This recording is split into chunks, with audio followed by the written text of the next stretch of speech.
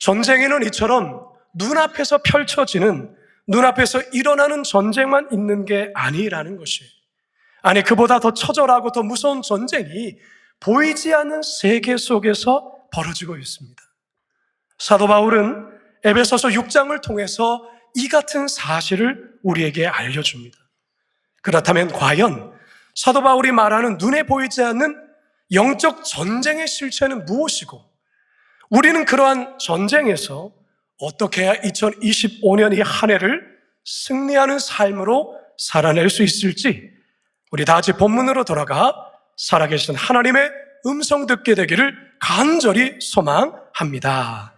첫 번째 따라합시다. 악한 세력의 거센 공격을 막아야 합니다.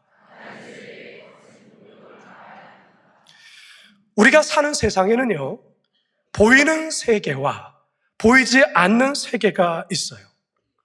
성경은 이에 대해 한결같이 이야기합니다. 고린도서 4장 18절 시작. 우리가 주목하는 것은 보이는 것이 아니요 보이지 않는 것이니 보이는 것은 잠깐이요 보이지 않는 것은 영원합니다. 자, 여기서 보이는 것을 흔히 육의 세계라 말하고요, 보이지 않는 것을 영의 세계라 말하는 것입니다. 따라서 우리 그리스도인들은 육안으로 보이는 현실 세계, 현상 세계만 전부라 여겨서는 안 됩니다. 현상 너머에 있는 영의 세계, 본질적인 세계를 볼 수 있어야 합니다. 그런데 이 보이지 않는 영적 세계에는 끊임없이 전쟁이 치러지고 있다는 사실입니다. 어떤 전쟁인가요? 하나님의 통치하심과 하나님의 주권이 이 땅 가운데 세워지지 못하도록 방해하는 악한 세력들의 저항에 끊임없는 영적 전쟁이라는 겁니다. 그래서 바울은 우리가 싸워야 될 대상이 누구인지를 이렇게 밝히죠. 에베소서 6장 12절 시작. 우리의 씨름은 혈과 육을 상대하는 것이 아니요 통치자들과 권세들과 이 어둠의 세상 주관자들과 하늘에 있는 악의 영들을 상대함이라. 우리가 싸워야 될 실체는 통치자들, 권세들, 이 어둠의 세상 주관자들과 하늘에 있는 악한 영이라고 밝히고 있어요. 이 에베소서가 기록될 당시에 에베소라는 도시는 어떤 도시였느냐? 아뎀이라는 여자 우상이, 여신이 그 도시에서 신으로 추앙받고 있었어요. 아데미가 다산의 상징이기 때문에 도시는 쾌락과 향락, 그리고 부와 사치가 만연했습니다. 로마가 당시 세계를 통치하며 다스리고 있었기 때문에 실제로 에베소 도시를 다스렸던 권세자들은 로마의 황제들과 고관들이었습니다. 그 배후에는 이 악한 영들, 사단의 세력들이 존재한 것이죠. 이 사단의 세력들이 세상 통치자들과 권세자들을 통해 나라를 정복하고 사람을 죽이고 자기의 왕국을 건설했던 것입니다. 사랑하는 성도 여러분, 기독교 2000년 역사나 신구약 성경을 보더라도 교회가 부흥하고 하나님의 선한 역사가 일어나려 할 때마다 세상 통치자들과 권세자들이 어둠의 세상 주관자들과 악한 영과 합세하여 끊임없이 공격해 왔습니다. 이들은 하나님의 백성을 공격하고 하나님의 교회를 공격하고 성도들을 죽이며 핍박하고 박해했던 것입니다. 이 악한 영의 사명은 너무나도 분명합니다. 그들은 이 땅 가운데 하나님 나라가 세워지지 못하도록 하는 데 있습니다. 여러분, 사단은 어떤 존재입니까? 마귀는 어떤 존재입니까? 영적인 존재예요. 그러나 그는 어떤 특징을 갖고 있습니까? 그는 도둑질하고 영혼을 도둑질하고 죽이고 멸망시키는 데 있어요. 요한복음 10장 10절입니다. 시작. 여기 오는 것은 도둑질하고 죽이고 멸망시키는 것뿐이요. 사단 마귀는 처음부터 살인자며 거짓의 아비다라고 요한복음 8장 44절에서도 그렇게 증거하고 있습니다. 시작. 그는 처음부터 살인한 자요 진리가 그 속에 없으므로 진리에 서지 못하고 거짓을 말할 때마다 제 것으로 말하노니 이는 그가 거짓말쟁이요 거짓의 아비가 되었음이라.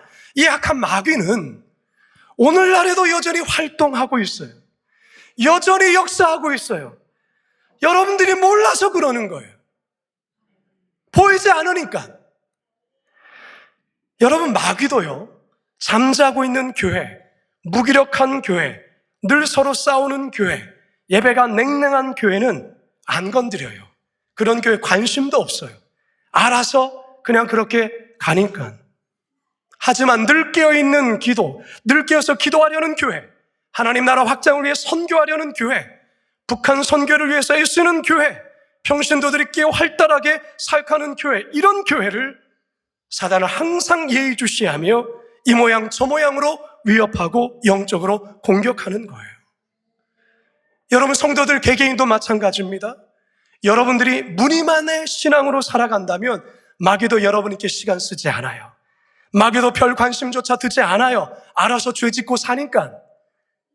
하지만 뭔가 하나님 앞에서 정직하게 살려고, 뭔가 하나님의 말씀대로 똑바로 살려고 할 때 마귀는 우리를 공격합니다. 때로는 경제적인 어려움이나, 때로는 건강의 문제나, 사업의 어떤 어려움이나, 관계 여러 가지를 통하여서 우리에게 두려움을 주며 위협을 가하려고 하죠. 그러나 여러분, 두려워할 필요가 없습니다. 이미 우리에게는 십자가에서 승리하신 예수님이 함께 하시기 때문입니다. 할렐루야. 요한복음 16장 33절 시작. 세상에서는 너희가 환난을 당하나 담대하라. 내가 세상을 이기었노라. 세상에서 너희가 환난을 당하나 담대하라. 내가 세상을 이겼노라. 성도 여러분, 눈에 보이는 세계가 다가 아니에요. 눈에 보이지 않는 영의 세계가 있음을 인식해야 됩니다. 지피지기이면 백전백승이라는 말처럼 사단의 실체를 깨닫고 말씀에 따라 우리가 대응하면 어떠한 공격이 와도 두려울 게 없습니다. 바라기는 주신 말씀을 통하여 온란의 영적으로 승리하시는 저와 여러분 모두가 되시길 주님의 이름으로 축원합니다. 두 번째 따라합시다. 하나님의 전신갑주로 무장해야 합니다. 요즘 특수작전을 수행하는 군인들의 전투 장비를 보면요, 그야말로 입이 떡 벌어질 정도로 최첨단 시스템을 갖춘 옷이에요. 우리 믿음의 성도들에게도 이 최첨단 장비보다 더 놀라운 영적인 장비가 우리에게 이미 주어졌다는 사실입니다. 그게 뭐냐? 하나님의 전신갑주예요. 에베소서 6장 11절과 13절 시작. 마귀의 간계를 능히 대적하기 위하여 하나님의 전신갑주를 입으라. 그러므로 하나님의 전신갑주를 취하라. 이는 악한 날에 너희가 능히 대적하고 모든 일을 행한 후에 서기 위함이라. 아멘. 하나님의 전신갑주 앞에 보면 능히 대적하기 위해서, 능히 넉넉히 대적할 수 있는, 바로 그것이 하나님의 전신갑주라는 것입니다. 사도 바울은 당시 로마 군인이 갇혀 입고 있었던 그 복장, 전신갑주로 하나님의 전신갑주를 하나하나 설명합니다. 바울이 설명하는 전신갑주는 총 6가지로 공격용, 또한 방어용, 그리고 호신용의 보호장구들이에요. 여러분, 이게 얼마나 강력하고 놀라운 장비인지 모릅니다. 이것을 갖춰 입으면 마귀는 얼씬도 대적할 수 없다라는 것입니다. 저는 이 하나님의 전신갑주의 역할과 능력이 어떤 것인지를 이제 내일부터 시작하는 특별 새벽 기도에 하나하나 다루며 설명하려고 합니다. 그러하기에 내일부터 나와야겠어요? 나와야겠어요? 당연히 나와야겠죠. 그래야 여러분들이 영적 싸움에 승리할 수가 있어요.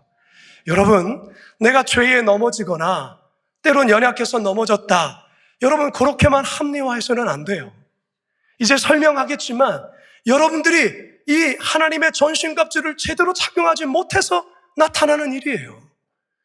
여러분들 연약하기 때문에, 나약하기 때문에 육신을 입고 있기 때문에 그렇게만 변명할 수 없어요. 그 이유를 이제 설명할 거예요. 본문에서 사도 바울이 성도들에게 이 같은 전신갑주를 반드시 입어야 하는 이유를 2가지로 제시해요. 첫째는 악한 자를 대적하기 위함이고, 두 번째는 올바로 서기 위함이다. 전신갑주를 입어야 악한 자를 대적할 수 있어요. 전신갑주를 입어야 여러분 세상에서 똑바로 살 수 있는 거예요. 여러분, 왜 자꾸 크리스찬인데도 나약하게 삽니까? 왜 크리스찬이 아닌 것처럼 살아갑니까? 왜 그걸 드러내는 것을 두려워하십니까? 전신갑주를 입지 않아서 그래요. 왜 교회 안에서만 교인인 척하며 삽니까? 세상에서는 세상 사는 것과 똑같이 살아가는 그게 크리스천입니까? 사단 마귀의 목표는 한 가지예요. 올해 여러분을 향한 마귀의 목표는 너무나도 분명해요. 올해 마귀는 여러분을 실족시킬 거예요. 죄의 유혹에 깊이 빠져 허우적거리게 만들 거예요. 여러분들 멸망의 길로 걷도록 이 모양 저 모양으로 유혹하고 협박하고 그럴 거예요. 우리가 그리스도인이 된 이상 어쩔 수 없어요. 그러하기에 전신갑주로 무장해야 하는 거예요. 무장되지 않으면 나도 모르게 삶 속에서 죄에 자꾸 넘어지는 거예요. 유혹에 넘어지고 어둠의 세력에 짓눌려 살아가는 거예요. 늘 음란한 영상 가운데에 늘 빠져 살고 중독에 살아가고 크리스천으로 가지 말아야 될 곳에 들락날락거리는 그런 나약한 무기력한 크리스천이 되는 거예요. 왜요? 전신갑주를 입지 않아서 그래요. 사단은 굶주린 사자처럼 여러분의 영혼을 얼마나 노리는 줄 아십니까? 여러분들이 보이지 않으니까 모르죠. 성경은 분명히 이렇게 말합니다. 베드로전서 5장 8절에서 9절입니다. 시작. 근신하라, 끼어라. 너희 대적 마귀가 우는 사자같이 두루다니며 삼킬 자를 찾나니 너희는 믿음을 굳건하게 하여 그를 대적하라. 우리가 작년을 살아가면서 죄의 유혹에 넘어질 수 있어요. 여전히 연약해서 쓰러질 수 있어요. 그러나 그것이 습관처럼 되어져서 교회 나와서 하나님 용서해 주시겠지 그것을 위안 삼으면 안 된다 그 말이에요. 끌어야죠. 이제는 단절해야죠. 믿음으로 일어서셔야죠. 그게 크리스찬이라는 거예요. 하나님이 우리에게 이미 주셨는데 그걸 쓸 줄을 몰라요. 성도들이 검을 주셨는데 검을 휘두를 줄도 모르고 휘두를 능력도 없어요. 진리의 허리띠가 뭔지도 모르고 구원의 투구가 뭔지도 모른 채 입고는 있지만 활용을 못하니까 쓰러지고 넘어지고 당하고 깨지죠. 사람에게 시험 들고 말에 상처받고 교회를 떠나고 왜 그런지 아십니까? 전신갑주로 무장하지 않아서 그래요. 우리가 예수 그리스도를 믿으면 예수 그리스도를 구주로 고백할 때에 전신갑주를 하나님이 입혀주세요. 근데 문제는 이것을 사용할 방법을 모르는 거예요. 활용할 줄을 몰라요. 말씀의 능력인데 말씀의 능력으로 나타나지가 않아요. 말씀을 암송도 하지 않아. 하나님께서 이미 우리 모두의 삶 속에 대처할 수 있는 힘과 능력과 모든 것을 주셨지만 쓸 줄 모르는데 어떻게 능력이 발휘가 되겠어요? 쓰지도 않고 걸쳐있고 활용하지도 않고 그러면서 맨날 연약하다고 나약하다고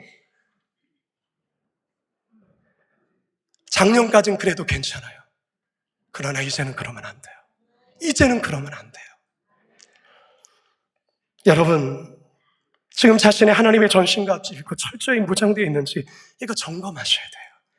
여러분 자동차 점검소에 맡기시잖아요. 뭔가 소리가 이상하거나 브레이크가 좀 예전보다 잘 안 되면 여러분들 바로 정비소에 가잖아요. 근데 여러분의 신앙에 그 기능들이 제대로 작동하지도 않는데 아무렇지도 않은 듯이 그대로 있으면 어떠자는 거예요? 사랑하는 성도 여러분, 하나님께서 자신의 아들을 핏값으로 주셔서 우리에게 이 영적 무기를 준비하셔서 우리에게 입혀주셨어요. 여러분 올 한 해 많은 마귀의 공격들이 있어요. 있을 거예요. 여러분들이 중심을 잡지 않으면 언제 신앙이 흔들릴지 몰라요. 따라서 여러분 제가 피를 토하면서 말하는 이 간절한 말씀을 마음에 새길 수 있기를 바랍니다. 그래서 이 한 해 승리합시다. 하나님의 전신갑주로 날마다 승리하시는 우리 모두가 되길 주님의 이름 축원합니다. 마지막 세 번째 따라합시다. 강력한 찬양으로 승리를 선포해야 합니다. 영적 전쟁이라는 아주 유명한 책이 있어요. 여러분도 읽어보신 분들도 덜어 있을 터인데, 딘션만 목사님이 오래전 파푸아뉴기니에서 선교하실 때에 있었던 내용을 기록하는데요. 그곳에서 3개월 동안 복음을 전하지만 별로 복음의 열매가 없어요. 그곳은 오래전부터 선교사님이 오셔서 이미 선교했고 많은 크리스찬들이 살아요. 교회도 있어요. 그런데 문제는 뭐냐면 이 크리스찬들이 그 전통, 그 주술 행위를 끊지를 않는 거예요. 점쟁이에 찾아요. 몸이 아프면 점쟁이에 찾아가는 거예요. 주술 행위를 하는 거예요. 크리스찬인데. 그들에게 그런 변화를 촉구하고 도전하는 설교도 하지만 오히려 이들의 마음이 더 강팍한 거예요. 전혀 바뀌지 않는 거예요. 너무나도 답답한 마음에 이 목사님이 하루를 작정해서 금식하며 하나님께 기도하는데 하나님이 이런 음성을 들려주시는 거예요. 창세로부터 지금까지 이 도시를 지배해온 어둠의 세력을 이기는 방법이 있다면 그것은 찬양이다. 이 어둠의 세력들은 지금까지 한 번도 도전받아 본 적이 없다. 이런 음성이 들린 거죠. 목사님 깜짝 놀란 거예요. 아니, 파푸아뉴기니 교회 오래전에 여러 선교사님들이 세워졌고 어느 정도 성장한 교회도 있는데 이곳을 지배하는 악한 세력들이 한 번도 도전받지 않았다는 말이 납득이 되지 않은 것이죠. 그래서 딘션만 목사님이 그날부터 하나님 보내주신 열정적인 복음 전도자들과 함께 선교단체와 함께 찬양하며 하나님을 예배하기 시작했어요. 선교본부에서 아침 내내 하나님을 찬양했고요, 큰 소리로 높여서 하나님을 찬양했습니다. 하나님의 행하신 일들 높여드렸고 예수 그리스도의 보혈을 찬양하였고 하나님의 행하신 구원의 역사를 높여 찬양하기 시작했어요. 자, 그 이후로 놀라운 일이 벌어집니다. 사람들을 만나서 복음을 다시 전할 때에 하나님의 말씀을 전할 때마다 그 강팍하게 반응했던 그들이 눈물을 흘리며 주께로 돌아오는 것입니다. 자신의 주술 행위를 회개하고 더 이상 그 같은 죄를 짓지 않는 것이죠. 죄악을 회개하고 기적 같은 그런 일들이 벌어졌는데 집회를 열었는데 5,000명이나 되는 사람들이 찾아와서 가슴을 치며 회개하는 놀라운 변화의 역사가 일어났어요. 이 부흥의 역사가 그때부터 3년 동안 지속이 되었다는 거예요. 저도 대학교 선교단체에서 간사로 섬길 때 이와 비슷한 일을 경험했던 적이 있습니다. 수련회를 일주일 앞두고 수련회 점검차 우리 간사님들과 수련을 위해 하루를 금식하며 기도하였습니다. 기도원에 올라가서 함께 기도하는데 뭔가 모르는 답답함이 그 마음을 꽉 짓누르는 것이죠. 두려움도 생겼어요. 뭔가 모르는 무기력함이 우리 모두를 다 감싸지고 있었던 것이죠. 끙끙대며 기도는 했지만 기도가 잘 되지 않아요. 그런데 순간 찬양하라, 하나님의 일하심과 하나님의 행하신 일을 찬양하라는 감동이 오게 되었어요. 그때 하나님을 찬양하기 시작했습니다. 나는 찬양하리라 주님 그 이름 찬양, 예수 그 신주 이름 나 찬양하리라. 이 찬양을 부르는데 순간 뭔가 뻥 뚫리는 그런 마음과 시원한 느낌과 함께 성령의 임재가 그 공간 안에 가득히 채워졌어요. 그러면서 저와 모든 간사님들이 애통하며 기도하기 시작했는데 수련회를 준비하긴 했지만 사랑 없이 행한 것에 대한 하나님의 회개의 마음을 주셨어요. 서로 사역자들끼리 서로 미워하는 마음들, 서로 일하긴 하지만 누구는 일 많이 하고 적게 하고 서로에 대해서 판단하고 정죄했던 그 마음에 대해서 하나님이 토해내게 하셨어요. 그리고 사역하는 가운데 서서도 하나님 앞에서 전결하지 못했던 삶에 대하여서 게을렀던 삶에 대해서 하나님이 다 끄집어내기 시작하는데 그야말로 애통하며 회개하며 찬양하는 그와 같은 역사가 벌어지기 시작했어요. 그때 모두가 하나님 앞에 이 예배 가운데 찬양 가운데 자신의 모든 죄악이 벗겨지고 하나님의 놀라운 치유와 위로를 경험하기 시작했습니다. 그의 겨울 수련회는 역대에 있지 않았던 불신자들이 주께로 회개하여 돌아왔고 많은 우리 대학생들이 자신 안에 있는 끊지 못했던 음란의 문제, 이성의 문제, 중독의 문제, 크리스찬이지만 전결하지 못하고 바르지 않았던 엄밀하게 지었던 죄를 하나님 앞에 회개하고 통곡하면서 그 죄를 끊어버리는 그런 역사가 있었던 그런 수련회였습니다. 하나님을 높일 때, 하나님을 찬양할 때 하나님께서 그런 놀라운 역사를 이루어 주신 것입니다. 우리 같이 한번 이 찬양 같이 한번 고백합시다. 나는 찬양하리라 주님 그 이름 찬양. 예수 크신 주 이름 나 찬양하리라. 나는 찬양하리라. 나는 찬양하리라. 주님 그 이름 찬양. 예수 크신 주 이름 나